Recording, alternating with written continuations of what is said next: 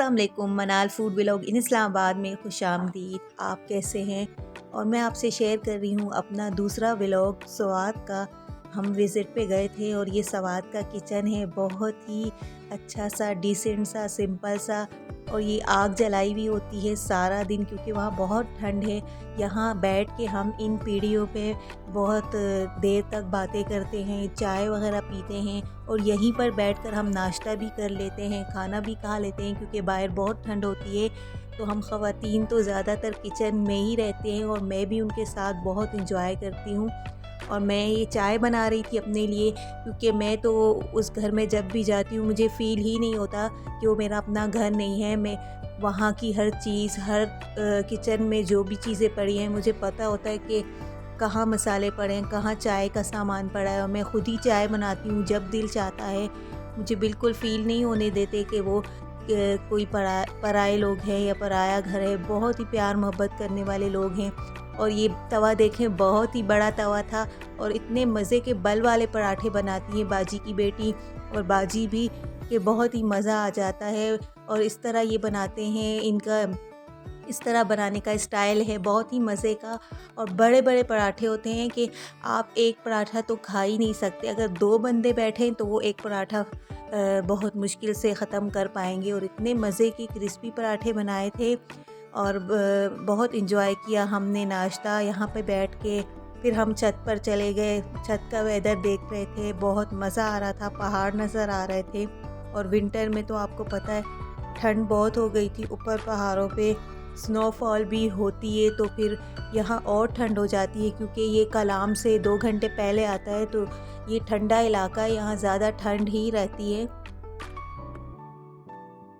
बहुत ही मज़े का व्यू है, आप भी देखें और ज़रूर विज़िट करें, यहाँ जाएं, आपको बहुत अच्छा लगेगा।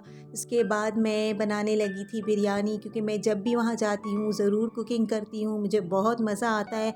तो ये मैंने 4 बड़े प्याज ले लिए थे और मैं बड़ा पतीला बिरयानी का बना रही थी। उसमें मैंने तकरीबन 2 कप भर के मैंने घी के ले लिए थे और ये प्याज मैंने ब्राउन कर लिए थे। और इसमें मैं डाल रही थी ड्राई मसाले और साबित मसाले,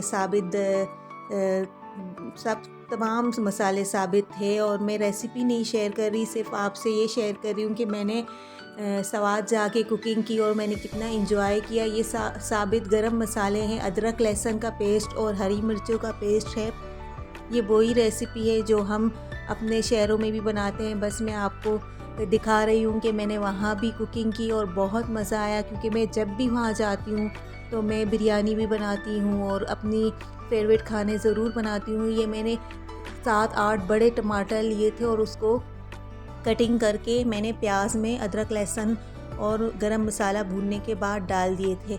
और गोश्त हमारा दूसरी तरफ बॉयल हो रहा था क्योंकि यहाँ पे गैस नहीं है, तो ये सिलेंडर पे मैं कोरमा बना रही थी और दूसरी तरफ आग पे गोश्त बॉयल हो रहा था। और ये शान का मसाला है, एक पैकेट पूरा वो मैं डालने लगी थी। और ये मिक्स मसाले हैं, धनिया, ज़ीरा और हल्दी पाउडर और बस लाल मिर्च पाउडर, ये मैंने 1 टेबलस्पून भर के ले लिया था। बस यही मसाले मैंने डाले थे। शान का एक पूरा पैकेट डाला था और ये तमाम खुले मसाले भी मैंने 1 टेबलस्पून मिला के डाल दिए थे। और ये मैंने नमक भी 1 टेबलस्पून ही डाल दिया था। और अब इनको मैं मिक्स कर रही थी और टमाटर को मैं सॉफ़्ट कर दूँगी। इतनी देर में हमारा गोश्त गल जाएगा। ये ठंडा इलाका और यहाँ का पानी बहुत सख्त है, तो यहाँ पे गोश्त भी बहुत देर से गलता है और आलू भी बहुत देर से गलते हैं। तो इसलिए मैंने आलू को इस मसाले के साथ ही भूनना शुरू कर दिया था। और ये देखिए कुकर में हमारा गोश्त रखा हुआ है, तब तकरीबन 1 घंटा हो गया था और ये गोश्त हमारा गला है 1 घंटे में। जितनी देर में हमारे टमाटर और आलू भुन गए थे तो हमने गोश्त निकाल के इसमें डाल दिया। गोश्त तकरीबन हमारा गल चुका था और फिर जब गोश्त भी भुन गया तो मैंने इसमें दही डाल दिया।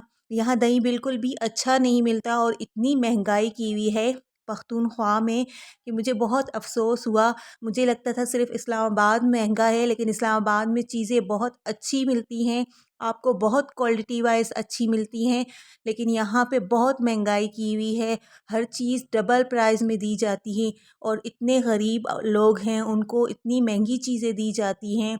दूध, दही, हत्ता कि हर चीज़ में डबल डबल प्रॉफ़िट लिया जाता है। तो ये हमारा कोरमा तैयार हो गया था। राइस को नमक ज़ीरा डाल के बॉयल कर दिया था। ये राइस थोड़े मोटे वाले राइस हैं, 2 घंटा भिगोए थे, लेकिन ये मोटा राइस था। तो इसको अब हम तय लगा रहे हैं। ये मेरी बाजी इसको तय लगा रही है। तो मैं वीडियो बना रही थी, तो मैंने बाजी से कहा कि तय आप लगाएँ। थोड़ा-सा शान का मसाला बचा हुआ था, वो भी ऊपर से डाल दिया।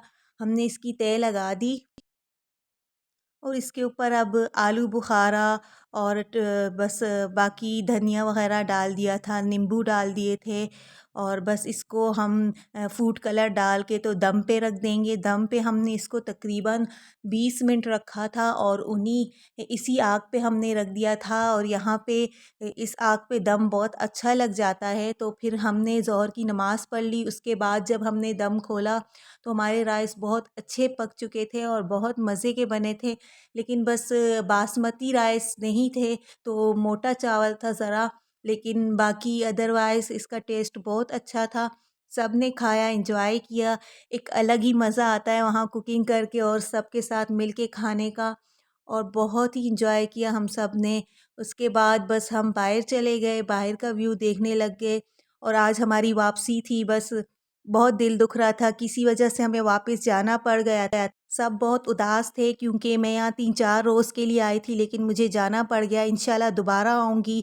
और ये रात को हम एंजॉय कर रहे थे ग्रीन टी और बहुत ही लेमन ग्रास टी थी ये, और हम आग के सामने बैठ के अक्सर ग्रीन टी पीते हैं, चाय, और बहुत मज़ा आता है और ढेर सारी बातें करते हैं मिल के। और अब हम रवाना हो गए थे तकरीबन असर के टाइम यहाँ से, और रात का वक़्त था। इतनी फ़ोग थी कि बस हम बहुत मुश्किल से घर पहुँचे हैं। आपसे भी रिक्वेस्ट है, जब बाहर जाएँ विंटर वेकेशन पे अपने बच्चों के साथ, तो कोशिश करें अपनी गाड़ी की तमाम लाइट्स ऑन रखें, डबल इंडिकेटर ऑन रखें, क्योंकि बहुत ही ख़तरा होता है। इंसान की ज़िंदगी बहुत कीमती होती है। अपना ख़याल रखिएगा और इन हालात में अपने गाड़ी को बहुत स्लो चलाएँ और तमाम गाड़ी की लाइट्स ऑन रखें। उम्मीद करती हूँ आपको मेरा ये व्लॉग पसंद आएगा। अपनी दुआओं में याद रखना, अपना बहुत सारा ख़्याल रखना। और हम इस रात को बहुत मुश्किल से पहुँचे थे घर, तकरीबन 12 बजे पहुँचे थे और बहुत स्लो हमने गाड़ी चलाई थी। तो आप देख सकते हैं कितनी फ़ॉग है। अपनी दुआओं में याद रखना। अल्लाह हाफ़िज़।